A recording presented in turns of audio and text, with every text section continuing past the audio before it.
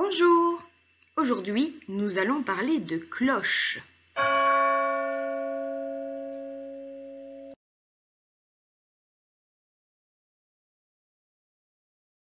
Nous entamons aujourd'hui les vacances de printemps. Ces vacances s'appelaient initialement les vacances de Pâques. Pâques est une fête religieuse chrétienne qui commémore la résurrection, autrement dit la renaissance de Jésus pour les chrétiens. Pâques est la première fête célébrée dans les calendriers chrétiens. Elle apparaît dès le IIe siècle. Parmi de multiples traditions populaires, celle des cloches est particulièrement ancrée en Belgique et en France. Au 8e siècle, en signe de deuil, l'Église interdit de sonner les cloches pendant les 3 jours qui précèdent la fête de la résurrection. Les braves gens de l'époque avaient alors inventé un conte pour les enfants. Si les cloches ne sonnaient pas, c'est tout simplement parce qu'elles étaient parties pour Rome afin de se faire bénir par le pape. Le dimanche, à la fin de la messe de Pâques, lorsqu'elles recommençaient à sonner,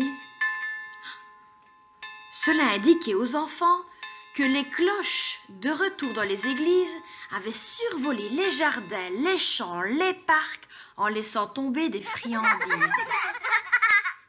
Ce sont donc les cloches qui apportent les chocolats aux enfants en Belgique et en France. Vous l'avez compris, au sens premier, la cloche est un instrument de musique en métal, en forme de coupe renversée, qu'on met en vibration en frappant sa surface.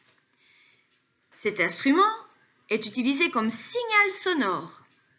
Une cloche peut annoncer l'arrivée d'une personne, annoncer l'heure du repas, de la prière.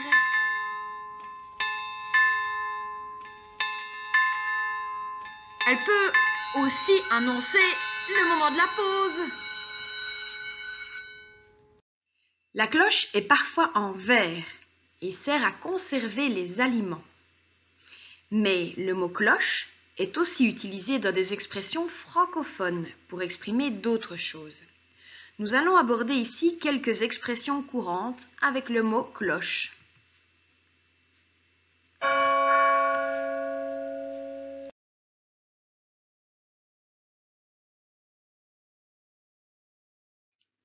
Voici notre première expression, être une cloche ou bien être cloche. Cela ne signifie pas qu'on est un instrument de musique. C'est une expression souvent utilisée dans ce genre de circonstances. Quelle cloche! Il a fait tomber le gâteau! Vous l'aurez compris, cela signifie être stupide, bête. Qu'il est bête! Il a fait tomber le gâteau! Voici notre deuxième expression, se faire sonner les cloches. Il ne s'agit pas de sonner les cloches, mais bien de se faire sonner les cloches. C'est pronominal. Voici donc une image qui va vous mettre sur une piste. Se faire sonner les cloches, c'est effectivement se faire gronder, disputer, réprimander. Ce petit garçon se fait sonner les cloches par sa maîtresse. Entendre ou bien avoir le même son de cloche. Observez ces dessins et essayez de comprendre.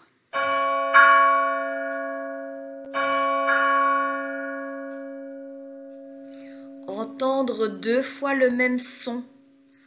Entendre 2 fois le même avis ou la même opinion. Avoir le même son de cloche, c'est avoir le même avis ou la même opinion sur un sujet. Par exemple, avons-nous une évaluation en juin car ces 2 professeurs n'ont pas le même son de cloche. Ils ne pensent pas la même chose.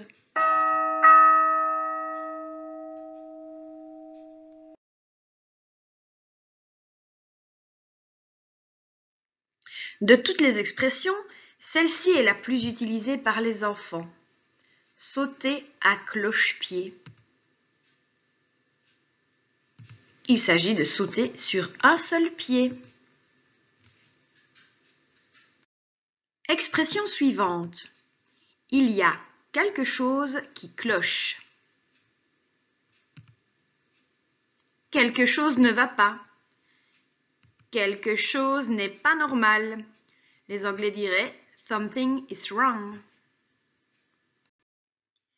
Terminons avec l'expression utilisée par notre cher Premier ministre Alexander De Croo lors du dernier Conseil national de sécurité. Mettre sous cloche. Une période de 4 semaines de mise sous cloche, disait-il. Il ne parlait évidemment pas de se protéger avec une cloche. Mettre sous cloche signifie se protéger des autres, du monde extérieur et dans notre cas précis, nous protéger du virus. Voilà, cette vidéo est terminée, j'espère qu'elle vous aura plu. Maintenant, c'est à vous, utilisez ces expressions dans votre quotidien. N'hésitez pas à regarder une seconde fois cette vidéo pour mieux mémoriser ces nouvelles expressions. Et bonne fête de Pâques à tous!